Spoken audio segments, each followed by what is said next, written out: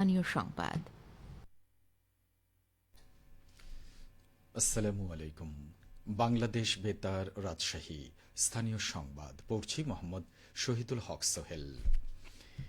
Push in বাড়লেও সীমান্তে নিরাপত্তার কোনো অভাব নেই বলে জানিয়েছেন স্বরাষ্ট্র উপদেষ্টা লেফটেন্যান্ট জেনারেল অবসরপ্রাপ্ত জাহাঙ্গীর আলম চৌধুরী। আজ সকালে রাজশাহী কারা প্রশিক্ষণ কেন্দ্রে ১৪তম ডেপুটি জেলার ও ৬২তম কারারক্ষী ও মহিলা কারারক্ষীদের সমাপনী কুচকাওয়াজ অনুষ্ঠান শেষে সাংবাদিকদের এক প্রশ্নের জবাবে তিনি একথা বলেন। এ নিয়ে শুনুন আমাদের রাজশাহী জেলা সংবাদদাতার একটি প্রতিবেদন। সমাপনী কুচকাওয়াজ অনুষ্ঠানে যোগ দিয়ে অভিবাদন গ্রহণ করেন স্বরাষ্ট্র উপদেষ্টা লেফটেন্যান্ট জেনারেল অবসরপ্রাপ্ত জাহাঙ্গীর আলম চৌধুরী। অনুষ্ঠানের মাননীয় প্রধান অতিথিকে অভিবাদন জানাচ্ছে দুর্বার প্লাটুন। এ সময় তিনি প্রশিক্ষণে বিভিন্ন বিষয়ে শ্রেষ্ঠত্ব অর্জনকারীদের হাতে পুরস্কার তুলে দেন। পরে সাংবাদিকদের মুখোমুখি হন স্বরাষ্ট্র উপদেষ্টা। কথা বলেন সীমান্ত দিয়ে ভারতের পুশিন প্রসঙ্গেও।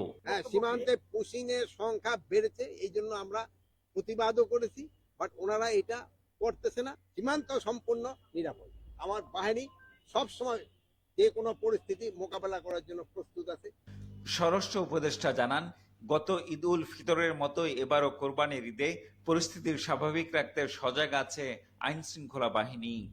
এই ঈদও যেন ওই একই মাপে হয় এবং আরো স্ট্যান্ডার্ড উন্নতি হয়, এই জন্য আমরা কিন্তু যেসব আমাদের আইন শৃঙ্খলা বাহিনী আছে, ভাইয়েরা যারা আছে, তাদেরই কিন্তু আমরা সবাই ইনস্ট্রাকশন দিয়েছি। এবার আল্লাহ দিলে ঈদের সময় এবং অন্যান্য সময় পরিবেশ আরো ভালো থাকবে।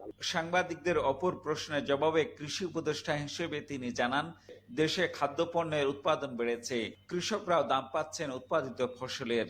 ধানের উৎপাদনও কিন্তু আমাদের এইবার অনেক বেড়েছে, প্রায় 15 লক্ষ টন আমাদের এই পুরো ধানের উৎপাদন বেড়েছে। এই জন্য হয়তো আমাদের যে গত বছর যে আমাদের কিছু আমদানি করতে হচ্ছে, আমাদের আমদানি করার প্রয়োজন না হতে পারে। অনুষ্ঠানে আরো উপস্থিত ছিলেন কারা মহাপরিদর্শক ব্রিগেডিয়ার জেনারেল সৈয়দ মোতাহার হোসেন, রাজশাহী বিভাগীয় কমিশনার খন্দকার আজিম আহমেদ, পুলিশের রাজশাহী রেঞ্জের DIG doctor Mohammad Shahjahan, RMP commissioner Mohammad Abu Sufian ও রাজশাহীর জেলা প্রশাসক আফিয়া আখতার। জিয়াউল গনি সেলিম, জেলা সংবাদদাতা, বাংলাদেশ বেতার, রাজশাহী। আগামী ২৯শে মে বৃহস্পতিবার আন্তর্জাতিক জাতিসংঘ শান্তিরক্ষী দিবস। জাতিসংঘের অন্যান্য সদস্য রাষ্ট্রের ন্যায় বাংলাদেশেও দিবসটি যথাযথ মর্যাদায় উদযাপিত হবে।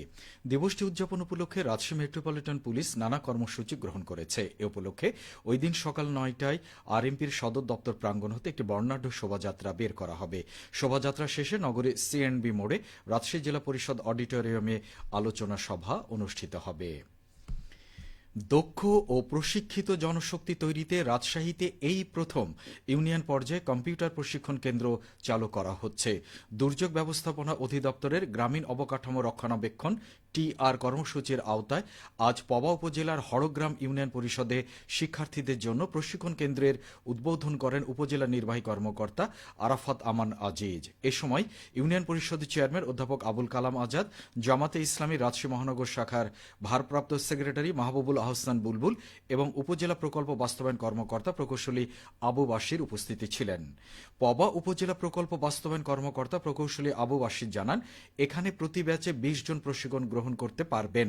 প্রত্যন্ত অঞ্চলের ষষ্ঠ থেকে মাস্টার্সের শিক্ষার্থীরা এখান থেকে কম্পিউটারে বেসিক ও নেটওয়ার্কিং প্রশিক্ষণের সুযোগ পাবেন।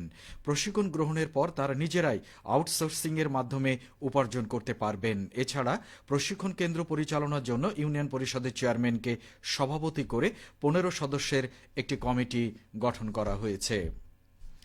শস্য ভাণ্ডার খ্যাত নাটোরের আবাদি জমি থেকে বোরো ধান সংগ্রহ কার্যক্রম এখন শেষের পথে। এ পর্যন্ত ৫৪,৭৪৯ হেক্টর জমির ধান সংগ্রহ করা হয়েছে। হেক্টর প্রতি ফলন পাওয়া গেছে ৪.৮৮ টন চাল। মৌসুম শেষে অন্তত ২,৮০,০০০ টন চাল পাওয়া যাবে বলে আশা করা হচ্ছে। চলতি মৌসুমে নাটোর জেলায় ৫৭,৪২৫ হেক্টর জমিতে বোরো ধান আবাদ করা হয়।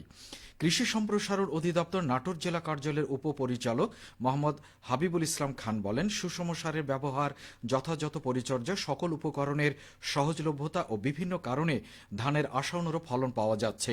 চলমান বৃষ্টিতে জমি থেকে ধান সংগ্রহে কৃষকদের প্রয়োজনীয় পরামর্শ দিয়ে যাচ্ছে উপসহকারী কৃষি কর্মকর্তা বৃন্দ। একটি ঘোষণা, মাগরিবের নামাজের আজান প্রচারের সুবিধার্থে আগামী ১ জুন থেকে আঞ্চলিক বার্তা সংস্থা বাংলাদেশ বেতার রাজশাহীর সন্ধে ৭টার স্থানীয় বাংলা সংবাদ সন্ধে ৬টা ৪৫ প্রচারিত হবে। সবশেষে আবহাওয়া।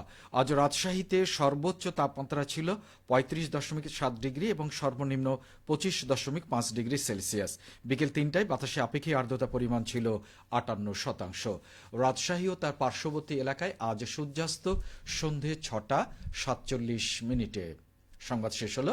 আমাদের পরবর্তী স্থানীয় সংবাদ শুনবেন সন্ধে ৭টায়।